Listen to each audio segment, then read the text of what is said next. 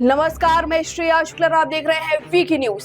22 अप्रैल 2025 समय लगभग 3 बजे जम्मू कश्मीर के पहलगाम की बेसरन घाटी अचानक गोलियों की तड़तड़ाहट से गूंज उठी। 27 लोग मारे गए। यह हमला कोई साधारण हमला नहीं था। इस हमले के पीछे पूरी प्लानिंग की गई थी, जिसका खुलासा अब एनआईए की रिपोर्ट में हुआ है। जी हां, अमित शाह ने एनआईए की जांच के आदेश दिए थे और अब रिपोर्ट सामने आई है। पाकिस्तानी आतंकी संगठन लश्कर-ए-तैयबा आईएसआई और पाकिस्तानी सेना के सहयोग से ये हमले को अंजाम दिया गया। इस हमले के पीछे पाकिस्तानी आतंकी संगठन लश्कर-ए-तैयबा आईएसआई और पाकिस्तानी सेना के सहयोग से अंजाम दिया गया। जी हां, बड़ा खुलासा हुआ है। हमले की योजना पाकिस्तान के लश्कर हेडक्वार्टर में आईएसआई के इशारे पर तैयार की गई।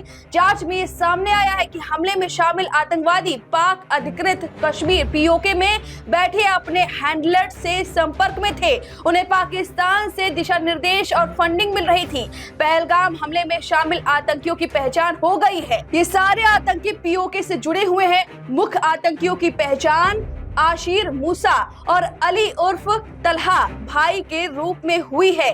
दोनों आतंकी पाकिस्तान के नागरिक हैं और लश्कर-ए-तैयबा से जुड़े हुए हैं। दोनों की मदद कश्मीर में रहने वाले आदिल ठोकर ने की थी। जी हां, कश्मीर के गद्दार ने इन आतंकवादियों की मदद की थी और ये एनआईए की रिपोर्ट में खुलासा हुआ है। पाकिस्तानी आतंकियों को मदद पहुंचाने में ओवरग्राउंड वर्कर्स यानी कि वहां के स्थानीय लोगों की अहम भूमिका थी। जी हां, जो आतंकवादियों को सारे सामान मुहैया करवा रहे थे, दिशा निर्देश दे रहे थे। पहलगाम जांच में 150 से अधिक लोगों को अब गिरफ्तार कर लिया गया है और उनसे पूछताछ की जा रही है। जी हां, ओजीसी के संपर्क और सहयोगियों की पूरी सूची तैयार की गई है। उनके खिलाफ प्रशासनिक और कानूनी कार्रवाई की प्रक्रिया शुरू हो गई है। और अभी हाल ही में आपको एक नागिन सुनाई दी, जिसने कश्मीर के उस पहलगाम में जब ये हमला हुआ था, वहां पर आतंकियों को बेचारा बताया था। यानी कि इन आतंकवादियों को कश्मीर के अंदर बैठे स्थानीय लोगों ने ही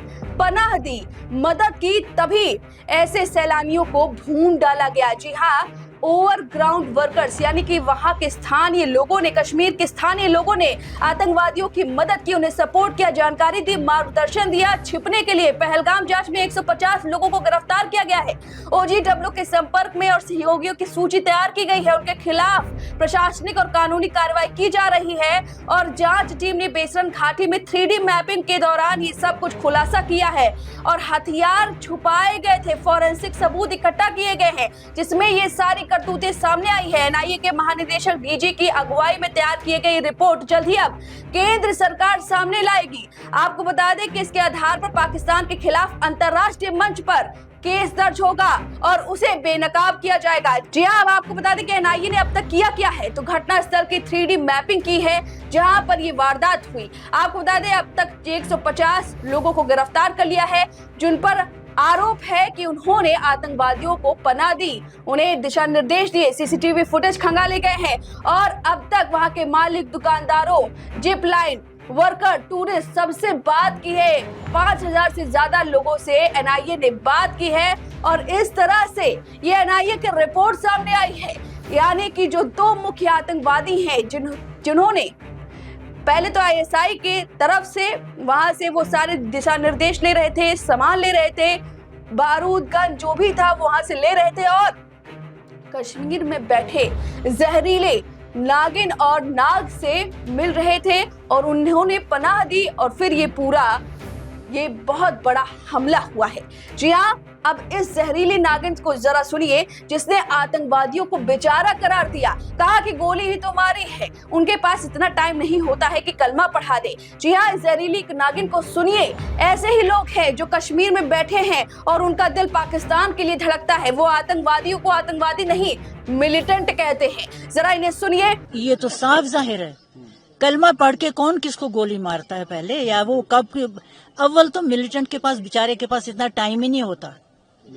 वो तो भागते दौड़ते गोली दाग देता है और अपने भागने की सोचता है।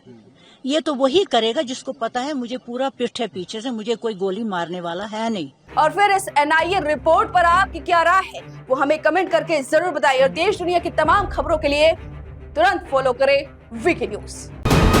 वीके न्यूज, राष्ट्र के नाम।